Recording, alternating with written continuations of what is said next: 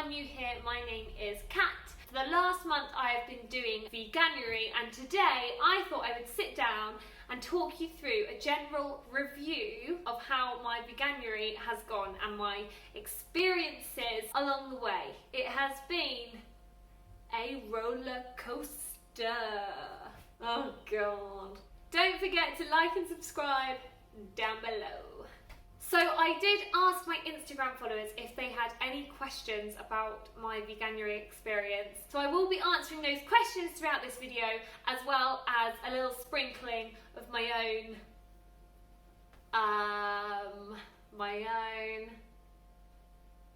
Number one, first up, I'm going to talk to you about the best parts of my Veganuary experience and the worst parts. Let's start on a positive. Veganuary made me try lots of new foods, new recipes, made me be a little bit more adventurous with my cooking maybe.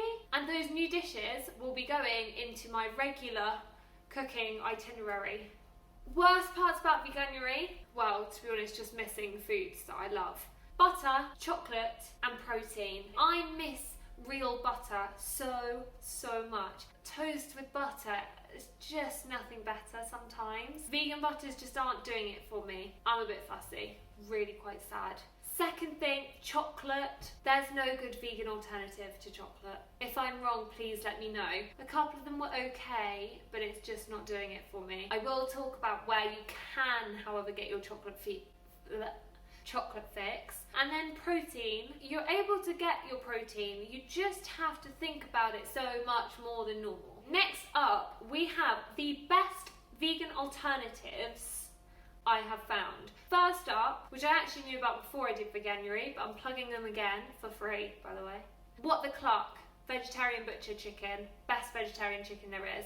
Next up, Nando's vegan Peronaise. Just like the real deal, nothing wrong with it, it's great.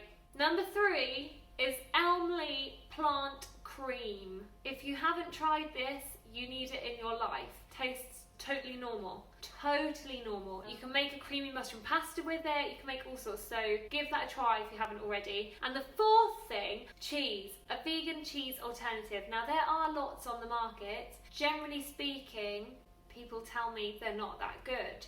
Now the reason I can't comment, and I've been really concerned about outing myself on my channel with this fact, makes me quite nervous to say this,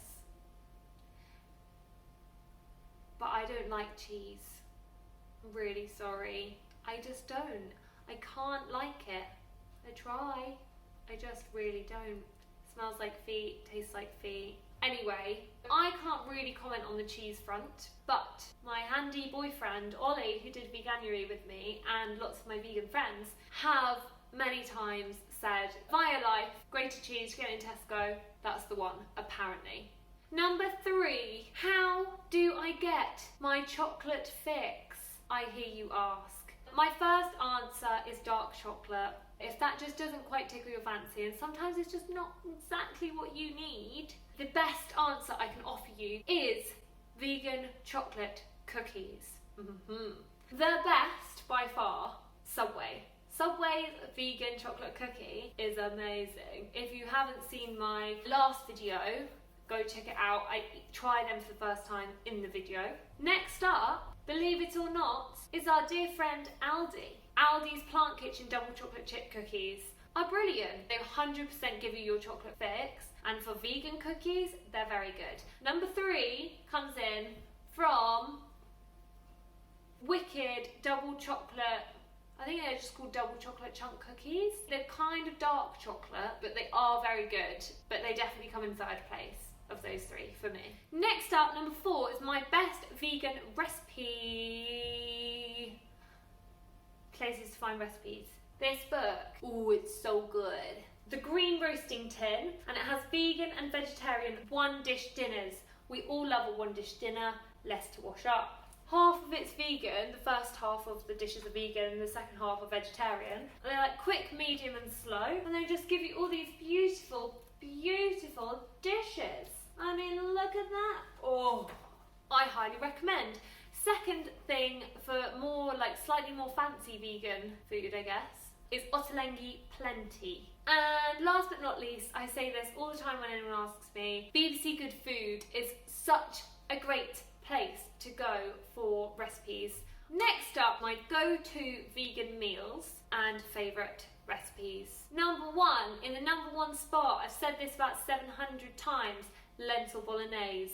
It's so good. That's enough about that. Number two, chili con carne. You just add loads of extra beans instead of the meat. It's great. Number three, fajitas. Replace the chicken or the mince or whatever with more beans.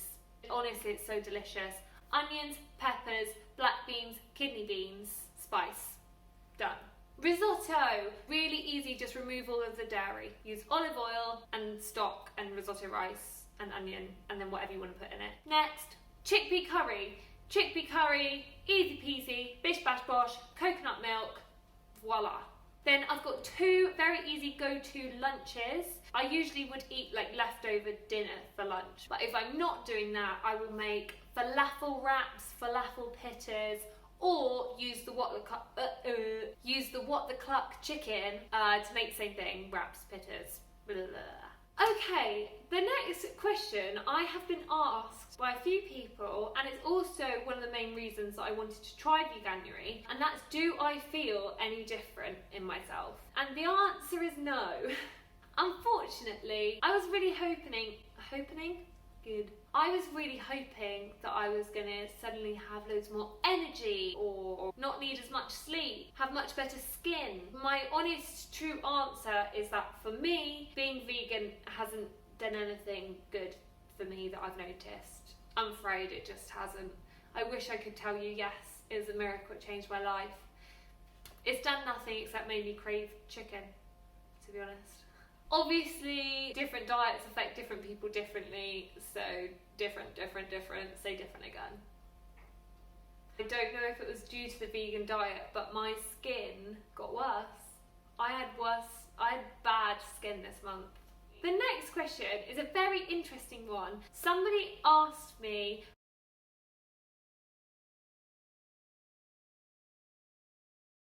the answer is long-winded. Brace yourselves.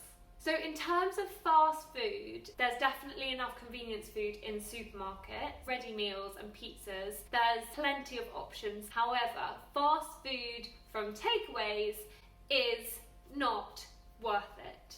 Unless you've got like a real purely vegan takeaway. Don't get a vegan Subway, don't get a vegan KFC, don't get a vegan McDonald's. They're rubbish. They're really not worth it. They need to up their game, in my humble opinion.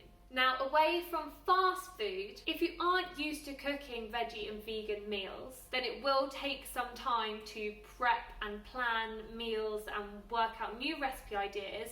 But my best advice is to ask your vegan friends. Find a vegan friend. If you don't already have one, make one. They're nice people. Find a vegan friend and ask them for 3 simple recipes or whatever it is. Make them yourself and they'll become ingrained in your daily, weekly recipe collection. But once you're used to the meal ideas and you've got these sort of go-to vegan meals in your repertoire, then being vegan is no more or less work in terms of cooking and prepping and planning than it is being your average meat eater. Last question, did I enjoy Veganuary? Yes and no.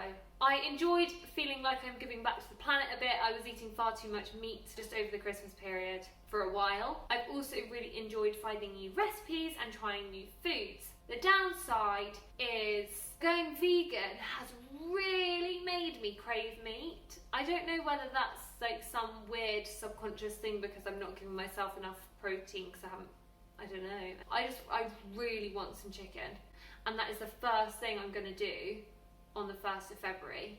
I might have chicken for breakfast, to be honest. And I wasn't even eating chicken before, so not sure that's very good. Very good.